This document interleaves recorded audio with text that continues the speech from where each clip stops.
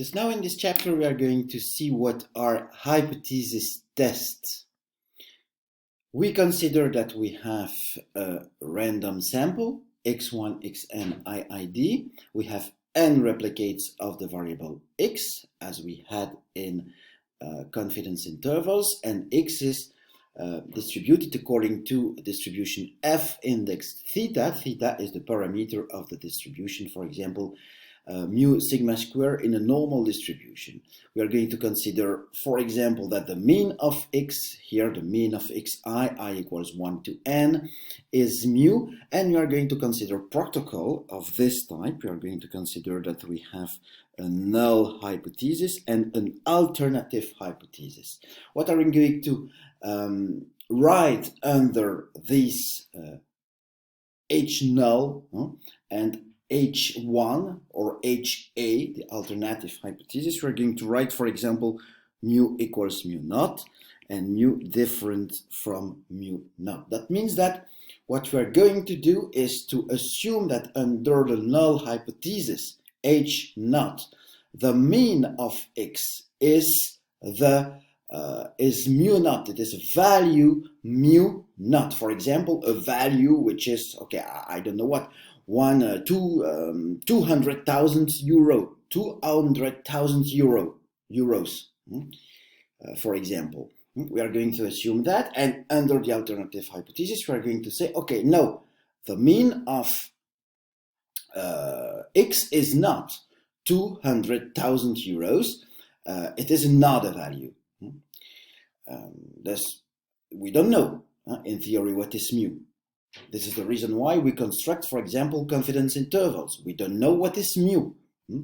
Therefore, we want to have information about mu. Confidence intervals is a first tool to get information about mu. And we have this confidence interval, an interval which says, okay, mu should be between two bounds. Here, in the context of hypothesis test, you are going to say, okay, is mu a quantity? Or is mu not this quantity?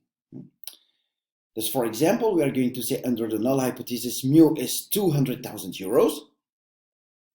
Is it true or not?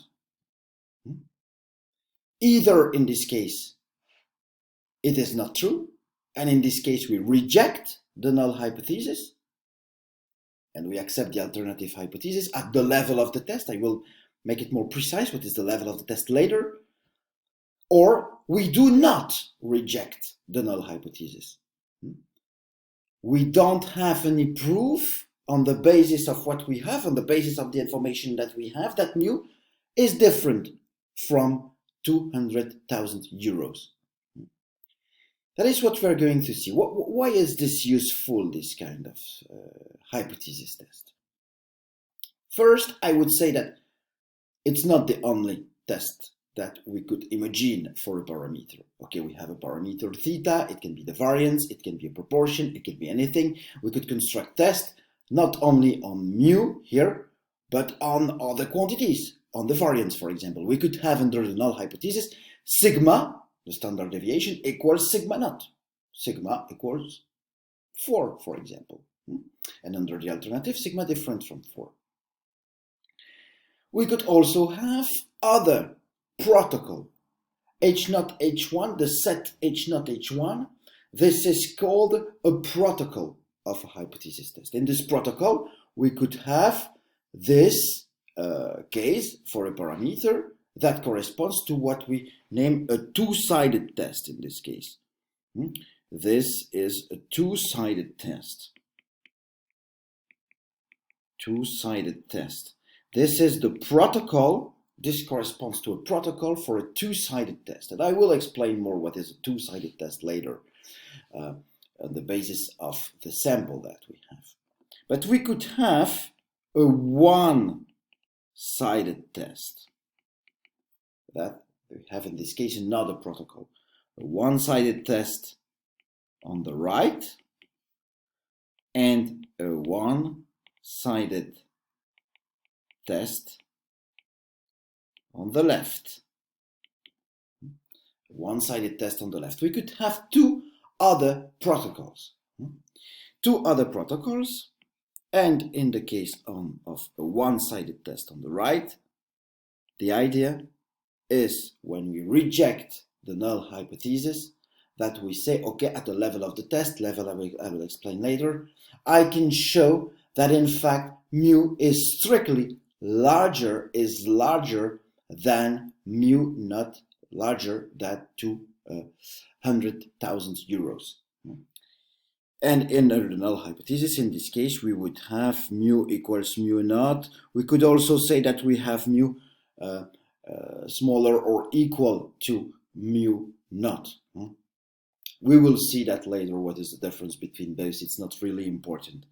This is a one-sided test on the right. We could also have a one-sided test on the left. This is a protocol which can be written like this, with this specification, and in this case we will specify later what we have under the null hypothesis, but what we are able to prove at the level of the test that I will specify later is that mu in fact is not mu naught, but is strictly smaller than mu naught, is smaller than 200,000 euros.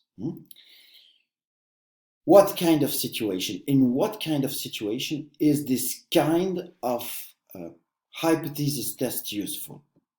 The idea is to say, okay, with the sample that we have here, we are going, on the basis of the digit, we are going to make a decision, the decision on the basis of a sample.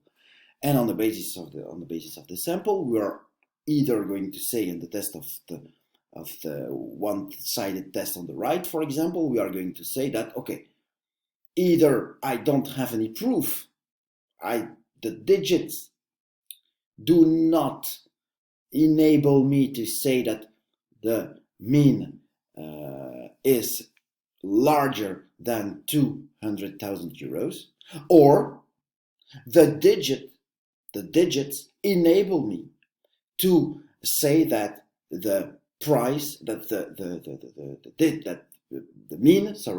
the mean is larger than 200,000 euros. What an example, a practical example of that would be, let's say, for example, I am an investor. I am an investor in real estate. I am an investor, and okay, in a region, I would like to invest and to buy houses, let's say. And as I have, in this case, I would like, okay, I know that I will invest if, in general, the mean price of a house is 200 is smaller than 200,000 euros. Okay, to know if I will invest, whether I will invest or not, I am going to construct a sample, x1, xn. That means I'm going to pick up randomly houses that have to be sold, and I'm going to pick up the prices for all these houses. x1 is a price, x2 is a price, xn is a price. Thus I have several prices, and I say, okay, with that, I'm going to construct a statistic. I'm going on the basis of that to run a statistical test, a hypothesis test.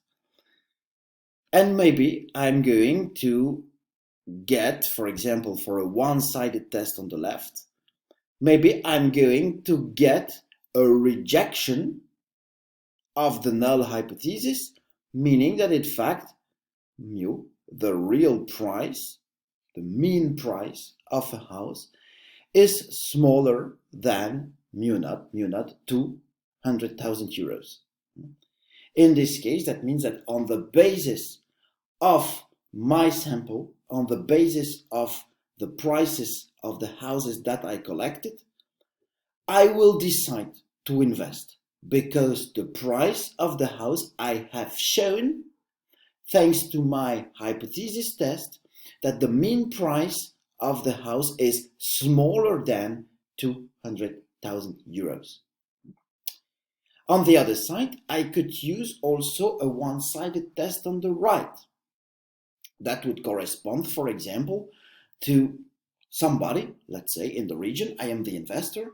I arrive in the region, and I meet somebody, an agent, a real estate agent, for example, and this agent tells me, yeah, no problem. The price, the mean price of the house in this region, I can assure you that it is not more than 200,000 euros. And me, the investor, with respect to this person, I am suspicious. Is this person a liar?